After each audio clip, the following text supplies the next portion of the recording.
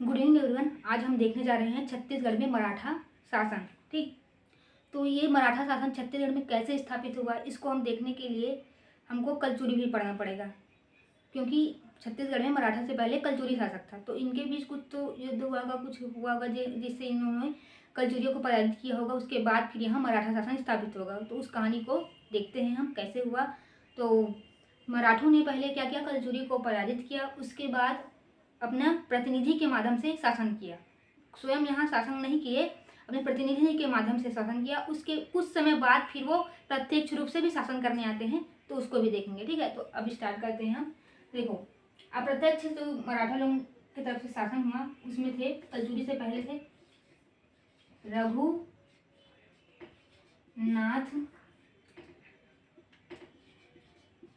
सिंह।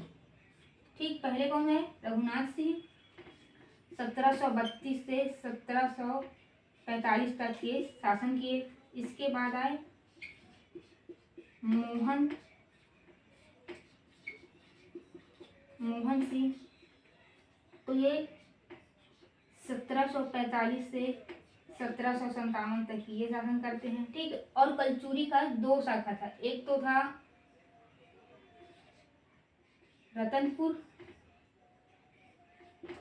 रतनपुर, ठीक, और एक था रायपुर।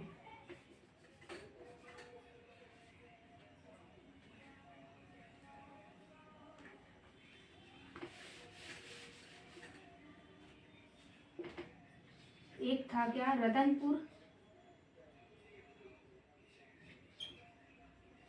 रतनपुर था, और दूसरा था क्या? रायपुर।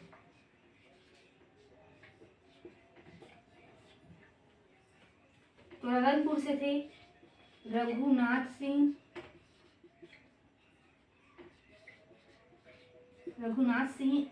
और थे कौन? मोहन सिंह। और रायपुर से थे अमर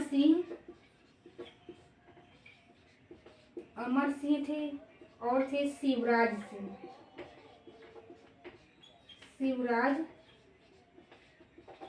सिंह। ठीक, इन लोगों ने क्या किया? अप्रत्यक्ष रूप से शासन किया है मराठा लोग से। तो मराठा के जो शासक थे रघु जी प्रथम, उन्होंने अपने सेनापति भास्कर पंत को भेजा था उड़ीसा अभियान में। ठीक है, तो उसी समय जो मोहन सिंह है वो उनको आमंत्रित करता है कि आप यहाँ आकर आक्रमण करिए। ठीक है, तो जो भास्कर पंत था वो रघुनाथ सिंह के शासनकाल के समय क्या करता है? आक्रमण करता है। रघुनाथ सिंह का शासनकाल है 1732 से 1745। ठीक है, तो जो भास्कर पंत है वो 1741 में क्या करता है? रघुनाथ सिंह के ऊपर आक्रमण करता है, और रघुनाथ सिंह उस समय वृद्ध हो जा रहता है और उसके पुत्र की मृत्यु भी हो जा रहती है। इस कारण वो युद्ध करने के बजाय आत्मसमर्पण कर देता है। इस प्रकार जो छत्तीसगढ़ था वो बड़ी आसानी से किसके हाथ में आ गया? मराठों के हाथ में आ जाता है। और उसके जब मराठा जो रघुनाथ सिंह है उसकी मृत्यु हो जाती है, उसके बाद शासक कौन करता है? उसके बाद शासन करते हैं कौन? मोहन सिंह। तो मोहन सिंह कब से कब तक करेगा? 1745 से 1757 तक मोहन सिंह क्या करेगा? शासन करेगा।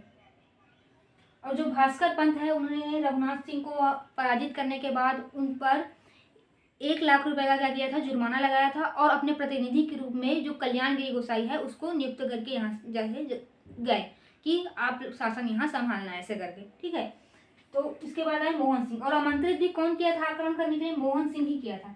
तो मोहन सिंह ने इनको आमंत्रित क्यों किया कि आप आगे यहाँ हमारे क्षेत्र में आक्रमण करो और अपना राज करो, ऐसा करके। तो मोहन सिंह क्या कहता है, मतलब जो राज सिंह थे उनके पुत्र का नाम था विश्वनाथ सिंह। ठीक है, उन्होंने क्या किया था? आत्महत्या किया था, जिसके कारण जो राज सिंह हैं वो बोलते हैं कि अब मेरे बाद सत्ता जो है वो रायपुर शाखा के राजकुमार मोहन सिंह संभालेंगे। लेकिन जब राज सिंह की मृत्यु होती है उस समय मोहन सिंह शिकार पर गए रहते हैं। इस कारण जो राज सिंह के चाचा थे सरदार सिंह, उसको क्या बना दिया गया? उसको बना दिया गया राजा। ठीक, तो राज सिंह के बाद राजा कौन बनता है? सरदार सिंह। सरदार सिंह का भी कोई पुत्र कोई संतानी नहीं थी, वो निसंतान थे। इसलिए जब सरदार सिंह की मृत्यु होती है तब शासक कौन बनता है? तब बनते हैं रघुनाथ सिंह शासक बनते हैं। तो ये सरदार सिंह के क्या रहते हैं, भाई रहते हैं। कौन, रघुनाथ सिंह। और जब ये शासक बनते हैं तो खुद क्या रहते हैं, 60 वर्ष के रहते हैं। और 1741 में भास्कर पंथ आक्रमण करता है, तो 41 आते आते लगभग ये 68 के हो जाते हैं। और इनके मृत्यु की इनके जो पुत्र थे उनकी भी मृत्यु हो गई थी। इसलिए राजकाज में भी ध्यान नहीं देते थे और एक उदासीन मानसिकता के हो गए थे। इसलिए इन्होंने क्या किया, कोई युद्ध नहीं किया और बड़ी आसानी से क्या कर दिया, जो छत्तीसगढ़ था वो मराठों के पास चला गया। उसके बाद आए रायपुर शाखा, ठीक है। कलचुरी की 2 शाखा थी, एक रतनपुर एक रायपुर। तो 1750 में जो मराठा थे उन्होंने रायपुर शाखा पर भी क्या किया, आक्रमण किया, ठीक। रायपुर शाखा पर आक्रमण करने के बाद अमर सिंह को क्या किए थे, पाटन, रायपुर और राजिम ये क्षेत्र दिए थे और 700 टकोली आप हमको देना, ये फिक्स कर दिए थे। लेकिन जब इनकी अमर सिंह की मृत्यु हुई तो जो शिवराज सिंह थे वो कहाँ गए थे, वो गए थे तीर्थ यात्रा में। तो ये उस क्षेत्र पर को भी इन्होंने क्या कर लिया, मराठों ने कब्जा कर लिया जो अमर सिंह को दिया गया था। फिर जब शिवराज सिंह आए और उनसे आग्रह किया मराठों से, तब उनको जीविका चलाने के लिए महासमुंद का एक बड़ाकर जो गांव है वो और कुछ अन्य क्षेत्र उनको अपनी जीविका के लिए दिया गया था, ठीक। उसके बाद क्या होता है, जो मराठा शासक थे रघुजी प्रथम, उनकी हो जाती है मृत्यु। उनके मृत्यु के बाद उनके जो 4 बेटे थे उनमें होता है उत्तराधिकारी के लिए संघर्ष। लेकिन जो पेशवा थे उन्होंने चारों भाई के बीच समझौता कराया और इस समझौते में क्या हुआ, जो नागपुर साम्राज्य था उनका 4 भाग कर दिया गया, जिसमें से नागपुर साम्राज्य बड़े बेटा जानकोक जी को मिला, ठीक। और जो चंदा वाला क्षेत्र था वो मिला मुधो जी को, बरार वाला क्षेत्र मिला साबा जी को, और जो हमारा छत्तीसगढ़ वाला क्षेत्र था वो मिला सबसे छोटे भाई बिम्बा जी को। तो वो आते हैं छत्तीसगढ़ किसमें, 1757 में, और आकर यहाँ प्रत्यक्ष रूप से क्या करते हैं, शासन संभालते हैं, ठीक। तो 1757 में हम आते हैं अपना साम्राज्य संभालने के लिए। तो ये आनाकानी करते हैं क्या, उनको साम्राज्य सौंपने के लिए, देने के लिए, ठीक। लेकिन उसी समय इनकी हो जाती है क्या, तबीयत खराब हो जाता है और इनकी मृत्यु हो जाती है। तब जाके जो बिम्बा जी भोसले हैं वो 1758 से प्रत्यक्ष रूप से छत्तीसगढ़ पर क्या करते हैं, शासन करते हैं, ठीक। तो ये आपको समझ में आ गया होगा कि कैसे छत्तीसगढ़ में मराठा का सत्ता स्थापित हुआ, कैसे कलचुरी पराजित हुए। देखो पहले कलचुरी तो एक थे, ठीक है, एक हुए, उसके बाद फिर एक हुए, लेकिन इनमें क्या हुआ, मतभेद हुआ। पहले तो एक ही कलचुरी की सिर्फ एक ही शाखा थी पहले, लेकिन इनमें मतभेद होने के कारण 2 शाखा में बटी। 2 शाखा में बटी मतलब यह क्या होगा, कमजोर। उसके बाद मोहन सिंह का षड्यंत्र, मतलब इसको जो भास्कर पंथ है उसको आक्रमण करने के लिए क्या करना, यहाँ बुलाना छत्तीसगढ़ में, ये दूसरा कारण हुआ। कलचुरी के सत्ता की समाप्ति का ये दूसरा कारण है कि मोहन सिंह का षड्यंत्र। पहले तो सबसे पहला कारण है इनका 2 भागों में बढ़ जाना। फिर दूसरा कारण क्या है कि ये मोहन सिंह का षड्यंत्र, ठीक, मोहन सिंह का षड्यंत्र। फिर तीसरा कारण यह रघुनाथ सिंह का एक वृद्ध शासक होना, ठीक है। तो ये 3 कारण जो थे उन्होंने मदद किया क्या, मराठा सत्ता को छत्तीसगढ़ में स्थापित होने के लिए। कौन कौन 3 कारण, कलचुरियों का 2 भागों में विभाजित हो जाना, ठीक, मोहन सिंह का षड्यंत्र और रघुनाथ सिंह का वृद्ध होना और अपने प्रशासन के प्रति उदासीन भाव होना, ये सब क्या थे, इनका जो पराजित होने का, इनकी सत्ता का समाप्ति होने का कारण था। और दूसरी ओर जो भास्कर पंथ का महत्वाकांक्षी होना, जिन्होंने आक्रमण किया और यहाँ पर अपना सत्ता स्थापित किया, ठीक। अगर अभी क्या हो रहा है कि कूट वाले क्वेश्चन पूछे जा रहे हैं, तो कूट वाले क्वेश्चन में ये बन सकता है कि छत्तीसगढ़ में मराठा शासन स्थापित होने का क्या क्या कारण है। तो जो मैंने कारण बताए 4, वो कारण अब वहाँ देख के ऑप्शन में टिक मारना, ठीक है। और ये क्वेश्चन बन सकता है कि अंतिम स्वतंत्र कलचुरी शासक कौन था। तो अंतिम स्वतंत्र कलचुरी शासक कौन थे, तो रघुनाथ सिंह थे, ठीक। और मराठों के अधीन प्रथम कलचुरी शासक कौन थे, तो वो भी कौन थे, रघुनाथ सिंह थे। अंतिम स्वतंत्र पूछेगा तो भी रघुनाथ सिंह, और प्रथम मराठों के अधीन शासक कौन था बोलेंगे तो भी कौन आएगा, रघुनाथ सिंह ही आएंगे, ठीक। तो अब हम देखते हैं मराठों का प्रत्यक्ष शासन, ठीक है, जो बिम्बा जी ने यहाँ आके किया।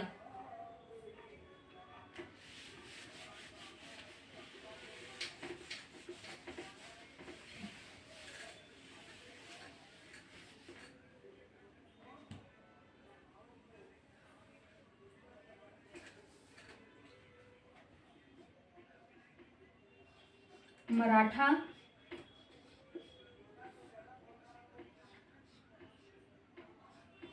प्रत्यक्ष शासन।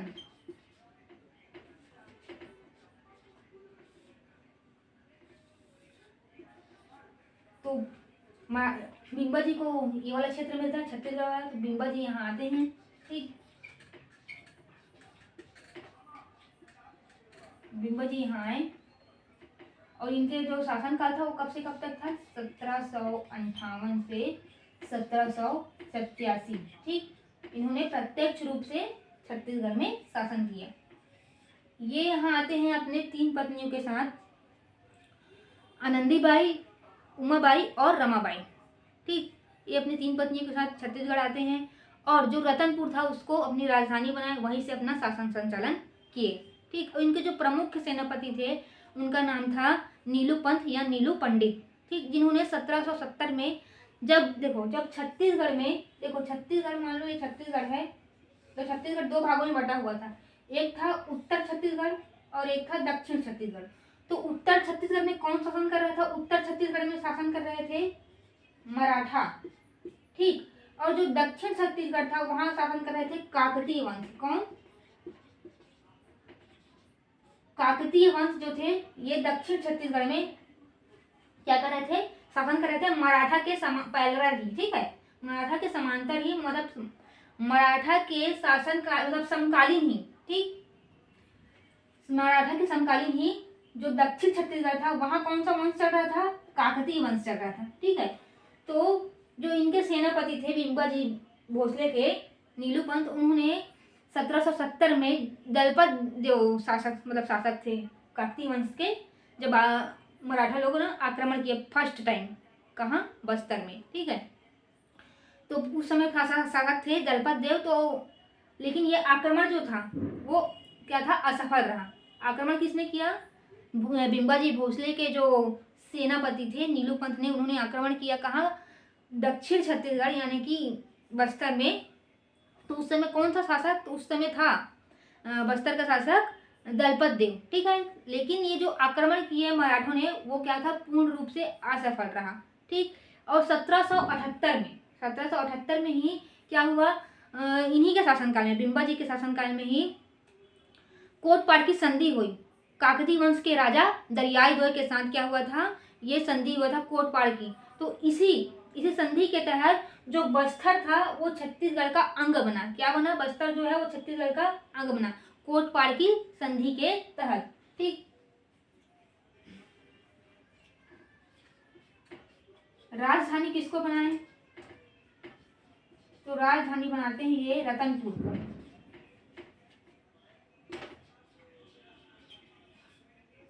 राजधानी किसको बनाते हैं? तो राजधानी बनाएंगे रतनपुर को। इनके सेनापति कौन थे? सेनापति थे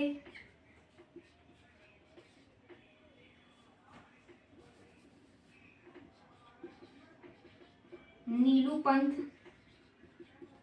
या नीलू पंडित। नीलू पंथ या नीलू पंडित क्या थे? इनके सेनापति थे। ठीक, जिन्होंने 1770 में क्या किया था? आक्रमण किया था किसके ऊपर? काकतीय वंश पर। 1770 में काकतीय वंशी जो शासक थे, काकतीय वंशी शासक दलपत देव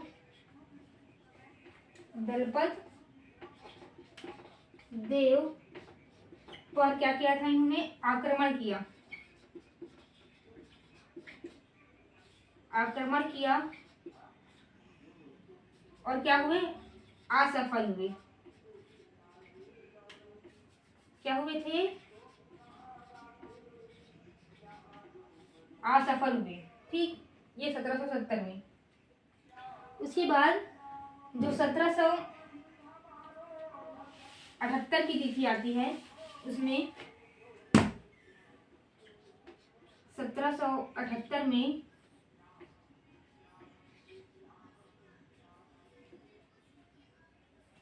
कोटपाड़ की संधि होती है। कोटपाड़ की संधि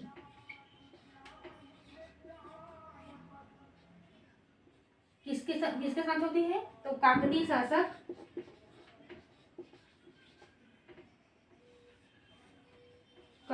शासक दरियाए देव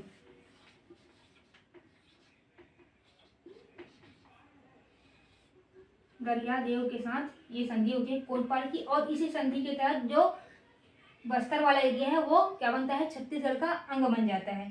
ठीक,